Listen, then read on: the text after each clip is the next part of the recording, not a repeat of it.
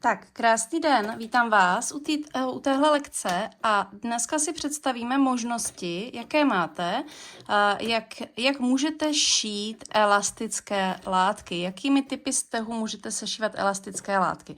Já vám zase představím, stejně jako u tkanin, několik možností a nechám na vás, jakou možnost si sami zvolíte. Ukážeme si tedy sešívání elastických látek. Já jsem si schválně tady nachystala ten úplně jako nejvíce žvíkavý materiál, který existuje snad, což je teď momentálně ten žebrovaný materiál. Samozřejmě ještě jsou horší materiály, jako například bambus, ten je teda extrémně žvíkavý, ale ukážeme si to tady na tomhletom materiálu. Navlečený mám ty elastické nitě Metaller Seraflex a mám je i nahoře, i dole a připravená jsem tedy na první ukázku šití.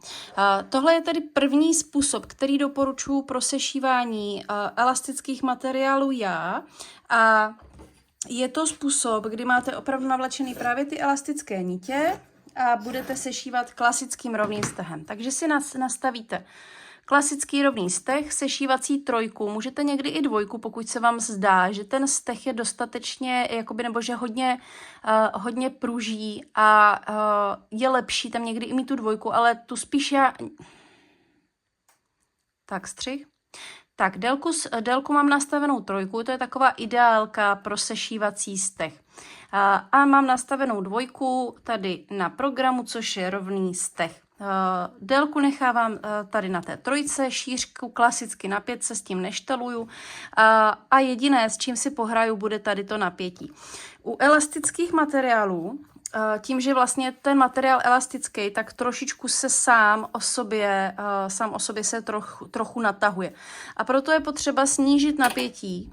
Snížit, jo? Zkusíme trojku, když tak můžeme snížit i na dvojku. Ale podíváme se na to, jak to funguje. Tak. Doporučuji tyhle testy vyzkoušet, abyste zjistili, který způsob je pro vás prostě nejvhodnější. Klasicky začínáme úplně stejně, tak jak jste se to naučili.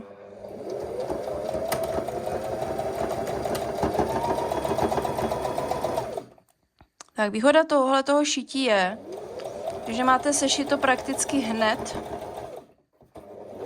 a je to rychlovka.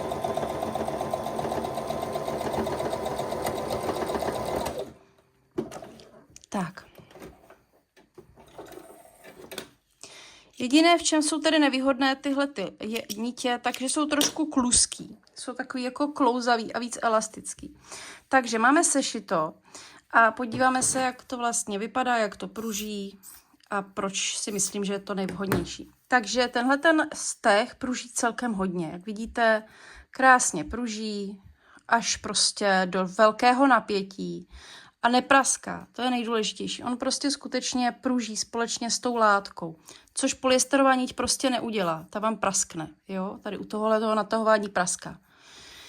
Sešito je taky celkem dobře, napětí není třeba utahovat. Pokud by tady třeba hodně takhle vylízaly nitky, což tady vylízají až při obrovském jakoby roztahování, ale když budete tahat jenom malinko a vyleze hromada nitěk bílých, tak musíte upravit to napětí směrem sem nahoru, takže zvýšit napětí, aby se jakoby víc ty látky k sobě jako přicucnuly, jo.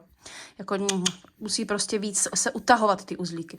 Naopak, pokud to bude dělat nějaký binec a tady tahle ta část bude taková jako zvlněná, takhle zvrásněná a bude se vám to tady jako různě kroutit, vlnit a stahovat, tak máte napětí moc vysoký a musíte jít směrem dolů, abyste ty smyčky povolili. Ale tady u téhleté vidím, že ta trojka je tak ideální. Nikde, že nic nevylízá, všechno je sešité, jak má a pružnost je velice dostačující. Je to zároveň rychlý, jo. Nevýhoda toho je, že ten vnitřní šev prostě nevypadá jako nic moc, prostě není nějak začištěný, je takhle jako rozdělaný, nikde nevidíte žádný jako klasický obnitkování. Není to prostě jako vevnitř nějak zapravený. Mně to třeba osobně nevadí. Já třeba ráda tyhle švy rozžehlím, oni si potom sami lehnou. A hlavně, když na to sáhnete, tak je to pořád jako prakticky velice jemné. Navíc tyhle ta pletenina se dál už nepárá, ona prostě nepouští nitě, takže takhle zůstane, takhle prostě zůstane, už se nic s ní nestane. Nemusíte se toho vůbec bát a já tohle volím raději, než další možnosti, které si ukážeme. Je to podle mě praktičtější, čistší, jednodušší, rychlejší. Pokud mám jenom tenhle stroj, tak se vůbec nezaobírám tím, že ten šéf vypadá takhle. Prostě vypadá tak, já takhle mám několik triček, který jsem takhle ušila. Nikomu to nepřijde divný, je to v pohodě, prostě vypadá to hezky. A hlavně pro ty děti nic tam není jako tuhýho, je to prostě příjemný, měkký ten steh. Měkká ta hrana, prostě příjemný. Tak, my si ukážeme další možnost. Další možností je šít tímhletím overlockovým stehem, který jsme si ukazovali už u tkanin. Takže si nastavíme zase SS možnost. Nastavíme si tu 18. Nastavíme si, napětí necháváme tak, jak je. A šířku klidně můžeme nastavit užší, třeba na tu 3 a postupně si jakoby třeba případně přidávat, jo. Tak ukážete, klidně si to vyzkoušíte na svých strojích, tak jak vám to prostě bude vyhovovat nejlíp. Tak.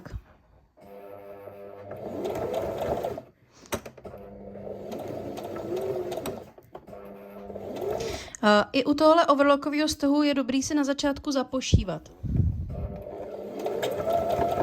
Tady ovšem je nevýhoda ta, že by bylo ideální, abyste prostě chytili tu hranu, aby se zároveň jakoby ta nitka dotýkala té hrany.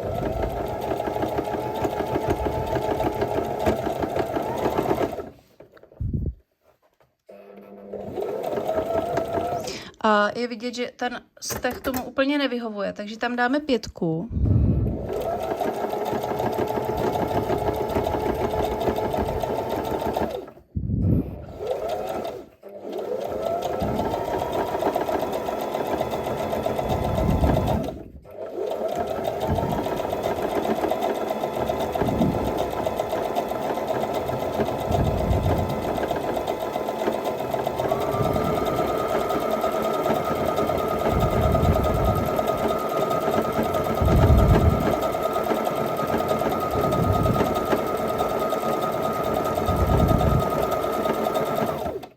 Tak, máme ušito. Jak vidíte, to šití je poměrně dost, jde to stuha a je to mnohem pomalejší. Tady se to navíc ještě stále docela kroutí tím, jak se to tam musí prostě strkat. Tady jsem měla nějakou chybu. Takže je to takový víc chybový, víc kazový. Navíc, co mě se osobně jako vůbec třeba u tohoto typu začištění nelíbí, je tady ta hrana. Ta je prostě škrabavá. Ta prostě škrábe. Nedocílíte prostě ten overlockový steh nedocílí toho hezkého začištění. Jasně, u těch jakoby zrovna na téhleté straně, která je na té látce víc elastická, tak to bude prakticky vypadat hůř než třeba tady na té. Ukážeme si to i tady na téhle, abyste měli srovnání. Tak tohle je ta méně elastická strana té látky.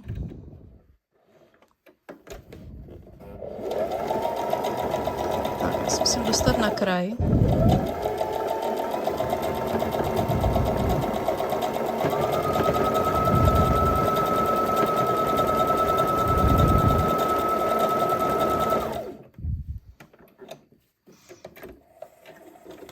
Tak. Tohle je ta méně elastická strana látky.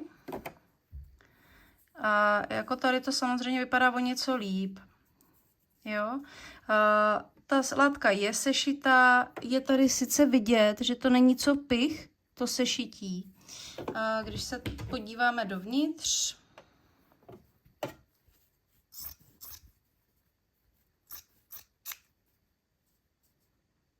tak šupky. Tak jako sešitý to samozřejmě je. Za mě je tahle možnost, tou možností, pokud chcete mít jakoby hezčí ten šéf uvnitř, na druhou stranu je to prostě za cenu toho, že ten šéf není z vrchu opravdu pokrytý tím jemňoučkým pokrytím, který vlastně vám nabízí overlock jako takovej, ale je to vlastně jenom takhle jakoby falešný, jo? Že to je prostě jakoby cik-cak s rovným stehem. Takže to je druhá možnost. Sešitý to teda je takhle. Jo, to je druhá možnost. Další možností je klasický třírovný steh, který vám bude doporučovat úplně každý na každém fóru, každá stará švadlenka, která už roky šije, protože to je jediná možnost, která kdysi byla dostupná. Neexistovaly elastické nitě a proto toto byla fakt jediná možnost, když jste chtěli šít elastický materiál a nechtěli jste, aby vám prostě praskal. Takže vypadá to takhle, je to tenhle ten typ. Tady ten 3 čárky vedle sebe. Nastavení si necháme úplně stejný. Možná tady zvýšíme, snížíme napětí, uvidíme podle toho, jak to půjde. Já ho tady možná nechám tak na tu 2 a uvidíme, jak to prostě bude šít. Tak, sešíváme.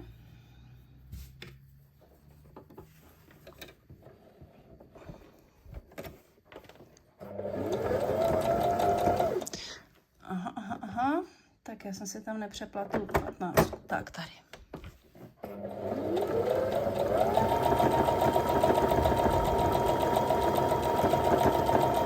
Tak ono to prostě takhle velice rychle kmitá.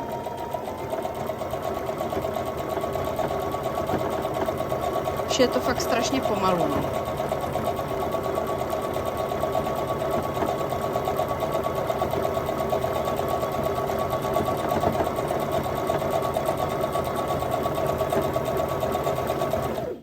Tak.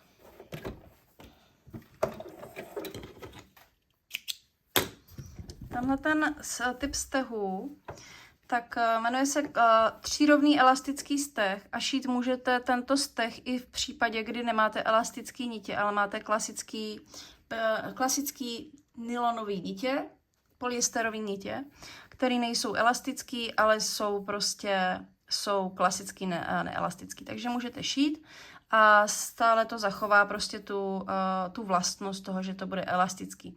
Nicméně nějak to jako nezačistíte, vypadá to úplně stejně jako ten klasický rovný steh s elastickou nití, vlastnosti to má naprosto totožné, pevnost to má taky naprosto totožnou, akorát vám to zabere 2x díl času. Jo? Samozřejmě, jak to potom začistit, ukážeme si další možnost, buď tím overlockovým stehem nakonec, anebo si vyberete tento cikcak, 3 kroky cikcak a zase nastavíme si tady délku na nějaké třeba na 2, šířku necháme na 5 a necháme si tady ten cikcak, ten 3 kroky. Já nevolím rozhodně klasický cikcak, ale ten 3 kroky, jo. A zkusíme tady a ukážeme si, jak to udělat i s tímto. Pokud nemáte žádný overlockový steh.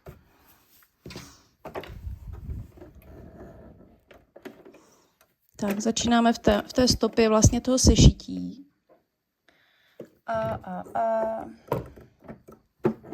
Tak, já jsem si tam nedala ten cikcak. No, vidíte. Kecám a nedávám cikcak. Tak. A je to.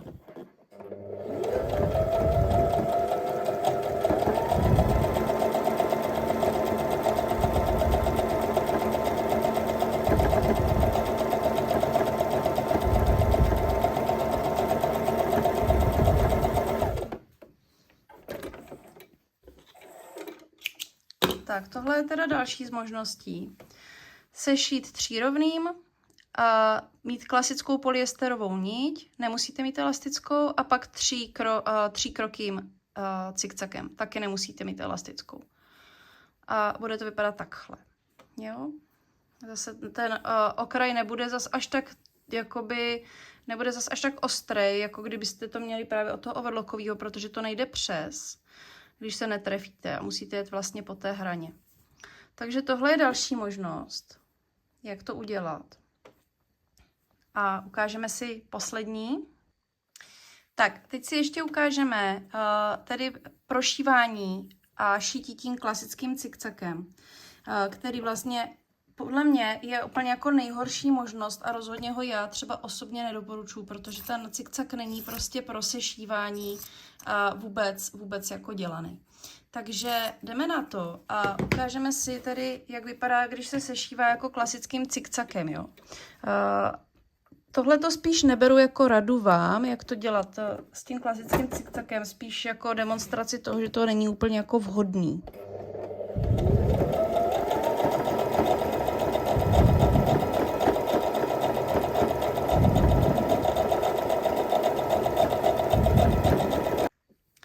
Tak, tady mám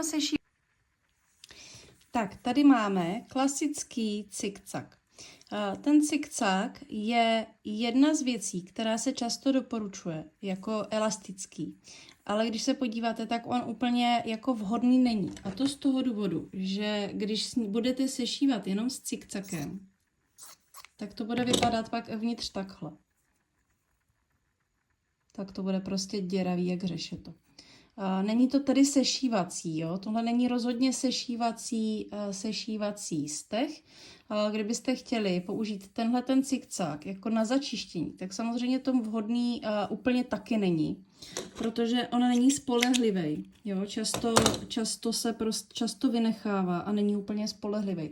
Ale pokud byste chtěli, aby prostě jste s ním skutečně začistili a neměli ten tříkrokej, tak samozřejmě je pak možnost tam před to takhle dát ještě ten rovnej, abyste si to zajistili.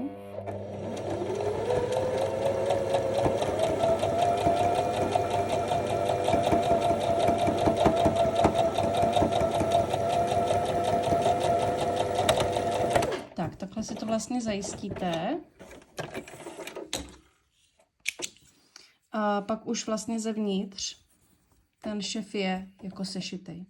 Takže tohle je taková moje poslední, nebo toto je poslední možnost, jak šít vlastně ty elastické látky. Jak vidíte, tak ono to samo prostě jako nějakým způsobem neořezává, nenahrazujete overlockový steh, ale je to možnost. Tak pojďme si tedy zrekapitulovat ty možnosti. Takže první možností je nechávat ten úplně nezačištěný okraj. Tohle doporučuji hlavně u miminek, u malých dětí a tam, kde prostě nechcete, aby je to nějakým způsobem zlobilo, dřelo. Zároveň sešíváte elastickou nití a tím pádem ten steh je krásně elastický, pružný a je to prostě v pořádku. Máte to rychle a je to co by dub. Kde to doporučuji? Určitě u věcí, jak už jsem říkala, hlavně pro ty mimina, pro ty kojence, doporučuji to šít, když šijete něco, co je v podsádkovaného, nebo něco, co se otáčí a chcete prostě to mít rychle a nechce se vám to začišťovat, třeba čepice bíný, otáčený, čepičky a tady tyhle ty věci, které prostě nechcete úplně, aby měli ten ošklivý okraj. Ale za mě to jako není úplně ošklivý. Pokud ho prostě hezky pak zakrátíte, tak ošklivý to není a rozhodně to funkční je. Ale nechám to plně na vás. Takže tohle je jedna možnost. Druhá možnost je tenhle ten overlockový steh, který taky se šívá, nemusíte před něho už dávat vůbec žádný rovný steh, prostě overlockovým stehem šijete.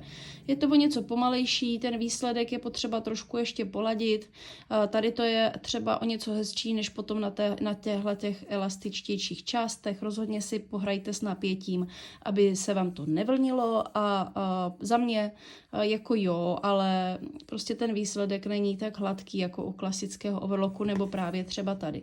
Takže pokud chcete tohle zkusit, zkuste, rozhodně neuděláte chybu, je to jedna z možností, která je fajn a určitě bych předtím doporučovala, abyste to měli hezký a neměli tam takovýhle přesahy, tak si to ještě začistit. Tak další možností je tahle možnost, takže třírovný klasický elastický steh, který kdysi doporučovala i naše babičky. A na něho můžete použít normální polyesterovou niť, nemusí být elastická, čili levnější verze. Zapravíte ten okraj tříkrokým cikcakem, který je taky možný šít právě bez elastické nitě a je to v pohodě, vypadá to celkem dobře. Akorát prostě je potřeba si naštelovat zase ten elastický cikcak. Za mě další docela schůdná verze, pokud nechcete investovat do těch drahých elastických látek. Jedna z posledních možností, která samozřejmě by byla úplně schůdná ve chvíli, kdy máte jenom cikcak a jenom rovný steh, takže klasický cikcak s rovným stehem, Zase sešitý to je, jenom pomocí cikcaku to prostě neuděláte, takže potřebujete ještě ten rovnej. Doporučuji tam mít tu elastickou niť a pokud nemáte elastické nitě, tak tam dejte místo toho ty polyesterky, ale zase musíte před tímhletím cikcakem dát právě ten třírovnej. Tak,